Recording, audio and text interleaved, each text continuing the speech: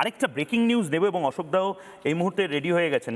অশোক ডিন্ডার কাছে যাব, কিন্তু তার আগে আমি যেটা বলছিলাম, 2/3 নিয়েও তৃণমূল কংগ্রেস দুটো ভাগে ভাগ হয়ে যেতে পারে, এটাও একটা বড় সম্ভাবনা হচ্ছে। মমতা বন্দ্যোপাধ্যায়, অভিষেক বন্দ্যোপাধ্যায়ের কাছে এই মুহূর্তে কতজন বিধায়ক আছে সেটাই তারা জানেন না। 2/3 গরিষ্ঠতায় নতুন দল করতে পারে তৃণমূল। এবার এই তৃণমূলের মাথা কে হবে সেটা কেউ জানে না এখন অব্দি। বিধানসভায় 2/3 গরিষ্ঠতার প্রমাণ দিতে হবে, এবং সেই প্রমাণ যদি একবার ঋতব্রত হোক বা আরও বড় কোনো নেতা, দীর্ঘদিনের নেতা, সে যদি বেরিয়েছে সেই প্রমাণ দিয়ে ফেলে, তাহলে কিন্তু মমতা বন্দ্যোপাধ্যায়ের কাছে বা অভিষেক বন্দ্যোপাধ্যায়ের কাছে জোড়াফুল চিহ্নটাও থাকবে না। 80 জনের মধ্যে থেকে 54 জন মোটামুটি যদি অধ্যক্ষের কাছে চিঠি দিয়ে দেন, 2/3 নিয়ে যদি তারা বলে যে আমরা আসলে তৃণমূল কংগ্রেস, আগেরটা তৃণমূল কংগ্রেস নয়, ওটা নকল তৃণমূল কংগ্রেস, তাহলে কিন্তু স্পিকারের কাছে আর কোনো অপশন থাকবে না।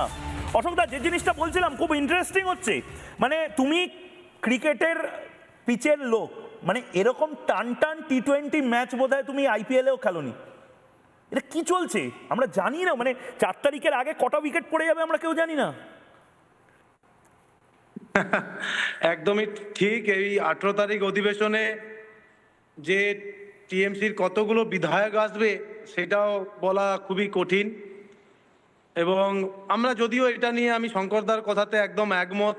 আমাদের লক্ষ্য হচ্ছে পশ্চিমবাংলার কিভাবে উন্নয়ন হবে, পশ্চিমবাংলায় কিভাবে শিল্প আসবে, পশ্চিমবাংলায় কিভাবে স্বাস্থ্য পরিবর্তন হবে, কর্মসংস্থান হবে, এটাই হচ্ছে আমাদের লক্ষ্য। মহিলারা কিভাবে সুরক্ষা পাবে, এটাই আমাদের লক্ষ্য। এবং আমাদের প্রধানমন্ত্রী, যশস্বী প্রধানমন্ত্রী, এটাই আমাদের বার্তা দিয়েছেন। উনি এসে এটাই বলেছেন, এবং সেই উদ্দেশ্যে আমাদের মুখ্যমন্ত্রী পুরো যেভাবে দৌড়াচ্ছে, যদি আমরা সবাই মিলে যদি আজকে আমাদের মুখ্যমন্ত্রী যেভাবে দৌড়াচ্ছে সেইভাবে দৌড়াই, তাহলে আগামী দিনে বাংলা কিন্তু 1 নম্বর হতে চলেছে।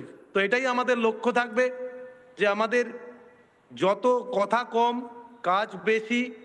বিধানসভার ভেতরে 2021 থেকে 2026 অবধি আমাদেরকে যেভাবে চ্যাংদোলা করে বের করেছে, আমরা বিরোধীদের বের করব না। বিরোধীরা বলার সুযোগ পাবে বিধানসভার ভেতরে, আমরা শুনবো। আমাদের ভালো লাগলে আমরা তাদের কথাটা। কোন বিরোধীদের? এখনই 80 থেকে 2 জন মাইনাস হয়ে গেছে। মানে এই বিরোধীদের আমি আরেকবার চালানোর জন্য বলবো, ওইটা 208 তো বিজেপির আছে, তৃণমূলের কাউকে নেবে না বিজেপি, সব বুঝলাম, কিন্তু তৃণমূলই তো থাকছে না। তৃণমূল 2-3টে ভাগে ভাগ হয়ে যাচ্ছে। তৃণমূল থাকবে না, এটা একদম বাস্তব কথা। তৃণমূল থাকবে না আগামী দিনে।